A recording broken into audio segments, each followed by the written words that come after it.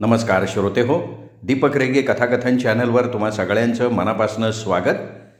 श्रोते हो, आज तुम्ही ऐकणार आहात वर्षा किडे कुलकर्णी यांनी लिहिलेली कथा अखेरचा दंडवत. ऋतुराज वसंताच्या आगमनानं सृष्टी बहरली होती. एखाद्या सम्राटानं रुबाबात दरबारात प्रवेश करावा तसा ऋतुराज वसंत आपला रंगरंगीला सुगंधित रसीला लवाजमा घेऊन सृष्टीत अवतरला होता. मोगरा, चाफा, बहावा, कडुनिंब आणि आंब्याच्या मोहराच्या मत्त गंधानं वातावरण गंधित झालेलं होतं. अशा उल्हासित आणि प्रसन्न वातावरणात वैदेही गुणगुणत होती. आयल भो ऋतुराजा, उमंग भरे खेल नखाम. कुमार गंधर्वांची ही बंदिश वैदेही अगदी मनापासनं गात होती. एवढ्यात फोनच्या घंटीनं वैदेहीची गानसमाधी भंग पावली. हॅलो. हां हॅलो वैदेही. अगं मी प्रसाद बोलतोय. तू लगेच निघ अकोल्यासाठी. उद्या एक महत्त्वाचं काम आहे. तुझं असणं अत्यंत आवश्यक आहे. तुला यायलाच हवं बरं का. वैदेहीला उत्तर देण्याची सवड न देता प्रसादने फोन ठेवला. प्रसाद तिचा मावस भाऊ. प्रफुल्लित वैदेही एकदम गंभीर झाली. तिने झटकन आपल्या पतीला वैभवला फोन लावला. हॅलो वैभव. अरे आत्ता प्रसाद दादाचा फोन आला होता. मला अकोल्याला ताबडतोब बोलवलं आहे. मी श्रावणीला आईंच्याकडे पोचवते. मी येईपर्यंत ती आईंकडेच राहील. तुम्हीसुद्धा तुमच्या माहेरी राहा. मी ST बसनं अकोल्याला निघते आहे थोड्या वेळात. पोचल्यावर फोन करून सविस्तर सांगेन. हां अच्छा बाय. ठेवते फोन.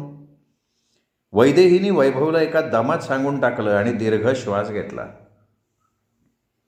वैदेहीने श्रावणीला सासूबाईंकडे सुपूर्द करून तिच्या खाण्यापिण्याबद्दल आवश्यक त्या सूचना देऊन श्रावणीला येते ह बाळा असा निरोप घेऊन ती तिथनं बाहेर पडली.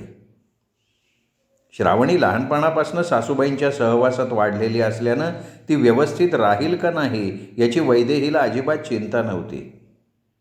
तिच्या गैरहजेरीत आजीजवळ राहायची तिला सवयच होती. एवढ्या तातडीने आपल्याला कशासाठी बोलवलं आहे या चिंतेत ती होती. विचारा ती बस स्थानकावर आली. सुदैवानं तिला ताबडतोब बसही मिळाली. सृष्टीचा बहर प्रत्येक प्रवाशाला आनंद देत होता. आंबा अंगोपांगी मोहरून आला होता. झाडावेलींना कोंब फुटले होते. पोपटी पालवी मन मोहून घेत होती. पिंपळाचं झाड आपल्या गुलाबी कोवळ्या पानांच्या पताका नाचवत उत्साहानं सळसळत होतं. पळसाच्या डोक्यावर लालभडक तुरे फुलले होते. कोकिळा आपल्या पंचमस्वरात कुहू कुहू निनादत होती. पण वैदेहीचं या वसंत बहाराकडे अजिबात लक्ष नव्हतं.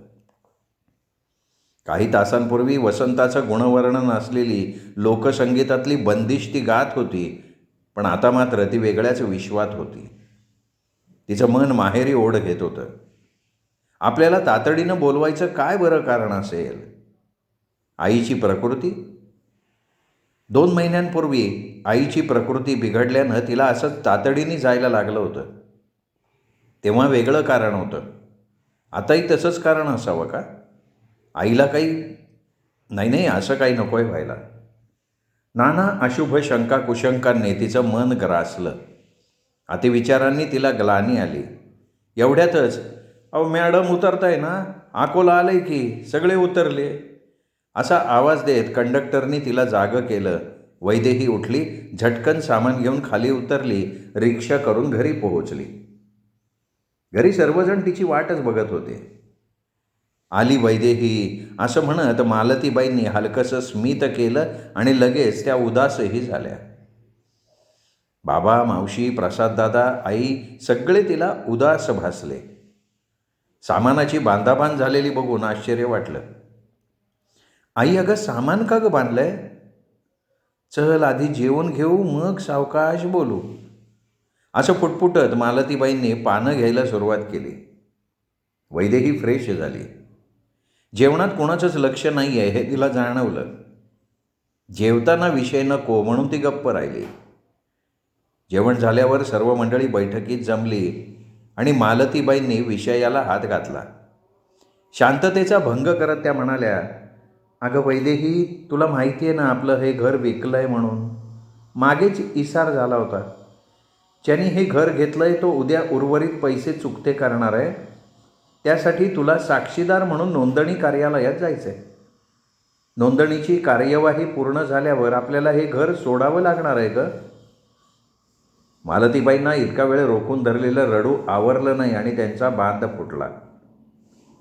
अगं आई, अशी रडू नकोस. आपण हे घर खुशीने का विकतोय? नाईलाजास्तव निर्णय घेतला आहे आपण. परिस्थितीच तशी निर्माण झाली. तुमच्या दोघांच्या जीवाला धोका आहे म्हणून तर हा कठोर निर्णय घ्यायला लागला ना. वैदेही मालतीबाईंना समजावत राहिली. हे समजावणं अगदी वरवरचं आहे हे तिलाही जाणवत होतं. 2 महिन्यांपूर्वी घराची इसार चिठ्ठी झाली तेव्हा आईला प्रचंड मानसिक धक्का बसून ती आजारी पडली होती. आत्ताही तिला सांभाळण्यासाठी, तिला मानसिक आधार देण्यासाठीच प्रसाददादानं वैदेहीला बोलावून घेतलं होतं. वैदेहीला पण खूप रडायला येत होतं, पण आईला सावरण्यासाठी तिने अश्रूंना परतवून लावलं. तिलाही आपलं माहेरचं हक्काचं घर जाणार या भावनेनं गलबलून येत होतं. या घराने तिला सर्व काही दिलं होतं.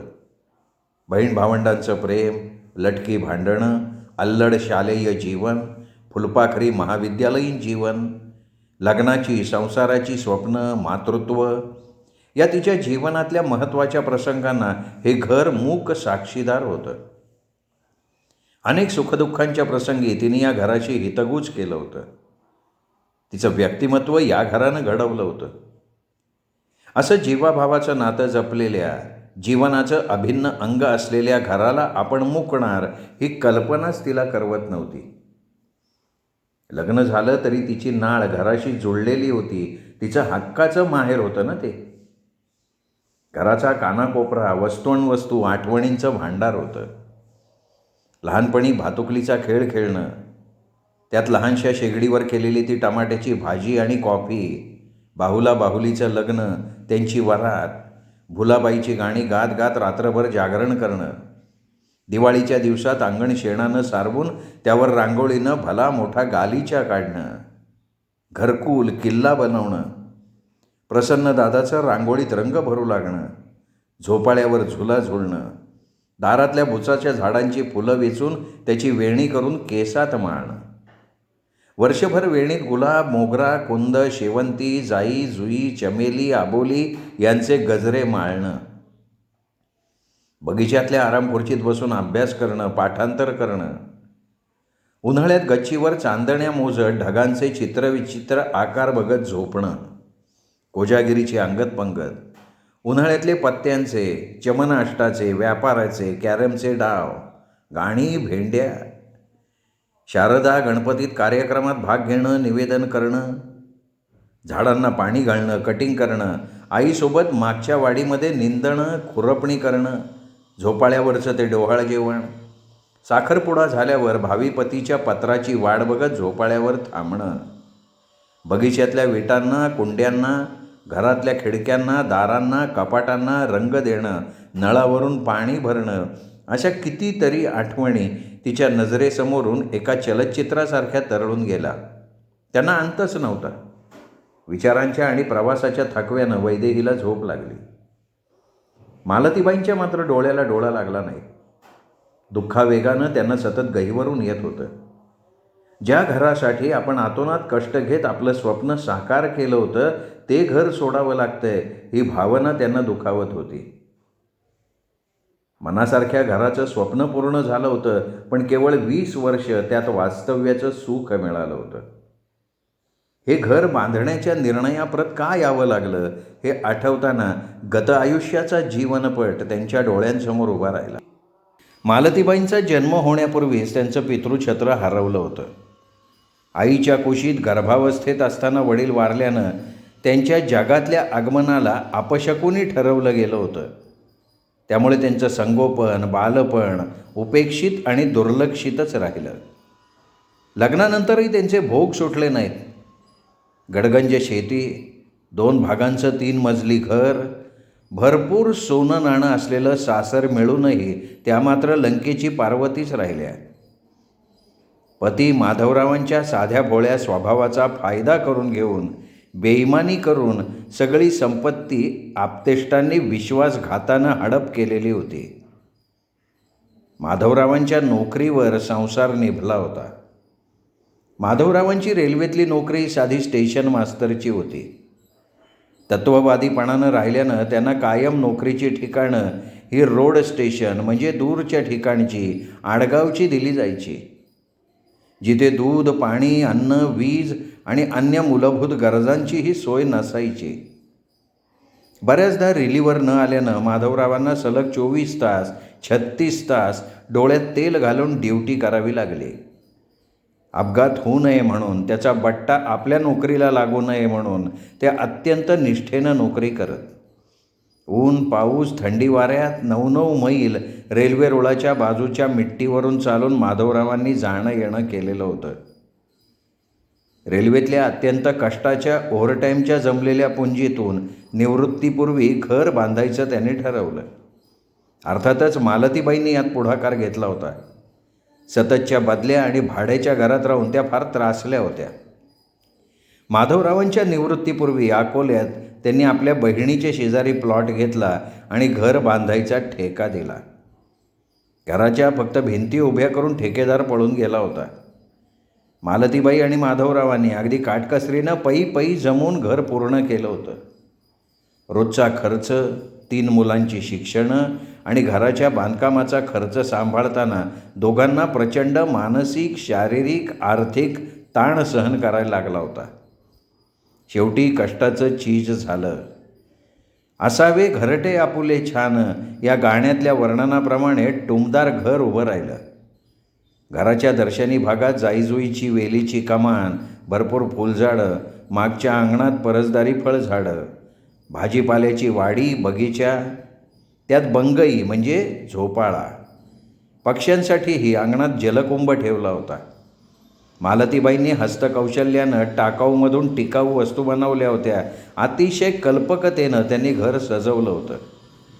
सर्व सुरळीत चालू होतं, पण नियतीच्या मनात काही वेगळंच शिजत होतं. 1978 साली अकोल्याच्या मोरणा नदीच्या महापुराचं निमित्त होऊन नदीकाठची संपूर्ण वस्ती त्यांच्या घराच्या मागील, पुढील आणि बाजूच्या प्लॉट्सवर येऊन वसली. एका वर्षात लहान सहान झोपड्यांच्या जागी 3-3 मजली इमारती उभ्या झाल्या. हळूहळू त्या नवीन लोकांनी परिसरातल्या जुन्या लोकांना त्रास द्यायला सुरुवात केली. वस्तीला चहूबाजूनं पद्धतशीरपणे घेरण्यात आलं. नियोजनबद्ध पद्धतीनं साम्राज्यवादी वृत्तीने जुन्या लोकांना त्रास देऊन त्यांना हुसकावून लावून त्यांची घरं काबीज करण्यात येऊ लागली. उपद्रव मूल्य वाढल्यानं अनेकांनी आपापली घरं विकली आणि शहरात सुरक्षित जागी घरं घेऊन राहिले. मालतीबाईंचं आणि इतरांची घरं जाळण्याचाही प्रयत्न केला गेला होता. शिवजयंती, गणपती, दुर्गादेवी हे सण प्रचंड दहशतीत जात होते. सणावाराच्या वेळेला मुद्दाम दंगली घडवून आणल्या जात होत्या. मालतीबाई त्यांच्या तरुण मुलींना आधीच गावातल्या नातेवाईकांकडे सुरक्षित स्थळी राहायला पाठवून देत असत. दरवर्षी सणांमध्ये, उत्सवांमध्ये अतिशय तणावाचं वातावरण असे. अक्षरशः जागते रोहोचा पहारा देत, शेकोट्या पेटवून, लाठ्या, काठ्या, तिकटाची पूड जवळ ठेवून लोकांना स्वतःचं आणि घराचं रक्षण करायला लागत होतं. 1-2दा तर 250-300चा जमाव हातात नंग्या तलवारी घेऊन समोरच्या वस्तीतल्या घरांवर चालून गेलेला मालतीबाईंच्या कुटुंबानं पाहिला होता. इंग्रज राजवटीचा मध्ययुगीन काळ लोक स्वातंत्र्यप्राप्तीनंतर सुद्धा तसाच अनुभवत होते. एकदा एका सद्ग्रहस्थानं जमावाला पुढील वस्तीकडं वळवल्यानं मालतीबाईंचं घर आणि त्या रांगेतली अन्य घरं आणि त्यांच्या कुटुंबियांचे जीव वाचले होते. रात्री 1:30 वाजता मालतीबाई मुलींना घेऊन बहिणीकडे आश्रयाला धावल्या.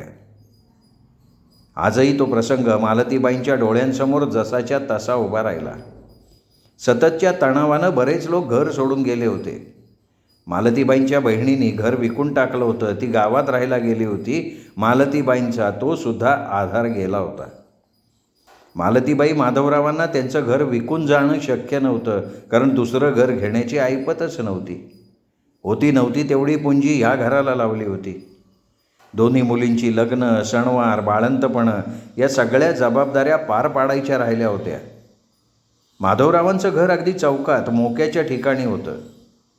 माधवराव ते विकतही नाहीत आणि घर सोडूनही जात नाहीत, म्हणून त्यांना नवीन लोकांनी त्रास द्यायला सुरुवात केली होती.